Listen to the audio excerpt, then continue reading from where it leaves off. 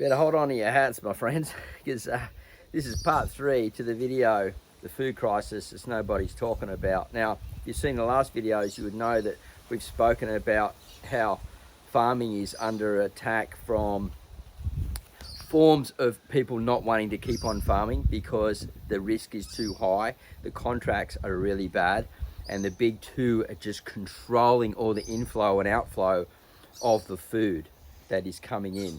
And most farmers are average age in Australia 67 years and up, on retirement age, I believe, and they can't retire. They're either stuck in a mortgage because their expenses are too high and their spouse is still out working, or someone else is working to cover the costs and expenses of the farms. Now, we also spoke about how my wife Shirley's family is in the Philippines. They're rice farmers. They grow enough food for a very big family, and they have their own space, their own rice farm, and they're having trouble getting people coming to work on the farm. The younger guys are just leaving for the cities. They're taking on other jobs. They don't want to do it as well. And Shirley's father, you know, he's retired. He doesn't want to keep on farming, and he's got some injuries and things like that. You know, these things happen as we get older. So we're living proof of what's going on overseas, globally, as well as here in Australia. Now, we have another thing that's going to impact us, and the storm Verocity this year is quite high, and they're calling right up parts of Australia, really right over across Australia, but I pretty much follow the east coast. So we've got another severe storm predicted here, possible severe storm predicted here for where I live in the Mullumbimby area, which is sort of like the Byron Shire. So it could go anywhere all the way back from Lismore right up to the Gold Coast, these severe storms when they predict them for this area. Now, I need to have another look on the chart to get the full predictions, but we've got strong winds. We've got 34-degree heat today, which is very hot for here. Northwest drying winds. And so I'm expecting, you know, a bit of a nasty day. But we'll talk about that more to the end, about how I get through these type of really hot days and what I do to protect my food crops and things. Now, with these storms and stuff like that, I think we need to look at things differently, because, you know, we could have a year or two where it's just the weather's quite mild, and then we could get a year or two where it just goes really wild again. And so we need to think about ways to protect ourselves from all these incoming things, such as some food scarcity. Let's just say, example, the farmers get some storms. Now, people have been writing, and some people wrote in the comments, that's not going to happen, this doesn't happen. Well, a good friend of mine, I'm not going to mention his name, but I was just out on his farm recently, and only a couple of days ago, actually, to visit, and he's had 2 severe storms, and there was big hail, scratch marks down the side of a couple of his tubular buildings, so greenhouses, and he's shown me photos of the hail, which had big spikes on it, man. Not like mine was sort of more round and had a couple of sharp edges, but this had like things that would knife you and spear into you, and the damage was quite severe. And people don't realize that there's more to these storms to farmers than just losing crop. There's PTSD, I think they call it, trauma around it. So if they went through the big flood, or they've been through other big storms and they've got to rebuild, and sometimes they've got to refinance as well. So they're putting more layers of risk on top, and that means they've got to go longer. And so there's so many variations of it here. So how do we get around it as people? Because we need to protect ourselves. And I said a few videos back, I never thought I would be someone thinking about prepping, right? Prepping here in Australia. But as our dollar inflates, so it becomes less valuable. So basically, I think every 7 years or something like that, it's losing half of its purchasing power. There'd be other mathematicians in there that would know exactly what the purchasing power is and what the devaluation of that dollar is. So leave that in the comments box down below. It's a very interesting topic, because we need to buy money to buy food, right? We need to buy all these things, and we need to pay our bills and stuff like that. And, you know, salaries aren't going up with the price, and so many things happening here in this country, as well as like we've got immigration in masses, and we don't have all these things put together for them in case there's a crisis, right? And so they're going to want food and everything as well. Everyone needs to eat, everyone needs water, and we need housing and clothing and stuff, you know. And as it becomes more expensive, it's becoming more difficult. So I've been talking a lot in these videos about that we need to look at ways to protect ourselves from these oncoming things. And unfortunately, I know some of you watching this don't have houses, you're paying extremely high rent, your mortgages are just killing you. The stats are there, right? We are going through more than just a food crisis that's on the horizon. We're also on a cost of living one, which is right on our doorstep right now. So being a forward thinker and always thinking about what's coming up, I'm looking at solutions and going, okay, all I can think of at the moment is by saving my purchasing power is by creating my own garden.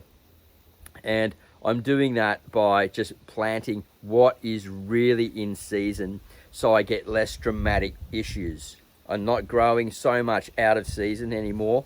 I'm really focused on what is in season. If things just aren't doing well and the seasons shift, I just pull it out, goes in the chicken coop or into the compost, and it's done and dusted and new things are coming on. So subtropical plants, subtropical edibles are the ones I'm growing now. If you're growing some subtropical edibles, share them in the comments box. Well, tropical edibles, because the heat in Australia can just grow everywhere. Doesn't matter whether you're in temperate or tropical or subtropical, it's going to grow in this heat. So put that in the comments box down below and we want to hear about it. So these big storms, right? We need to also protect our gardens in a way. And I believe that we need to set up these trellis netting systems. That's why I've got these I've been working on these trellis systems. The first year, last year, I was putting shade cloth over the top in the summer because I just had plants down below. I hadn't grown too many vining crops up and over, which I'm doing now. Here you can see the Victory Garden. The Victory Garden's on a comeback. It'll come back, guys. It'll happen again. Just it's going into a 2.0 version. It needs to change. But yeah, I'm growing these crops up and over the top to protect. Now, they're still going to get hit by hail. They could get pushed over by strong winds and things like that.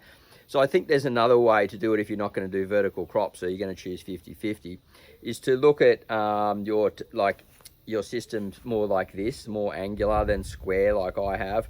After looking at some systems, I believe that if you've got hail coming down, it's going to roll down more often. You're going to have like a flat structure, like it's going to be more impacted for wind unless the wind can sort of get through and can be pushed over. So when it's like that, it sort of spills and rolls.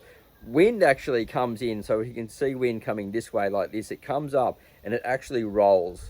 I know this because I studied this at agriculture, right? So it actually rolls and spins off.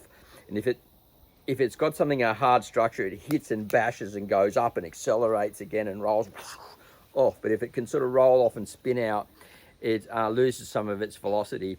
And if it can have some porosity where it can sort of flow through a little bit, it loses its velocity as well. And if hail or heavy rain's coming down, it can sort of roll down and go down. You can put trenches down below to collect water and different things like that. That'll feed that garden sort of down below and create soil down below.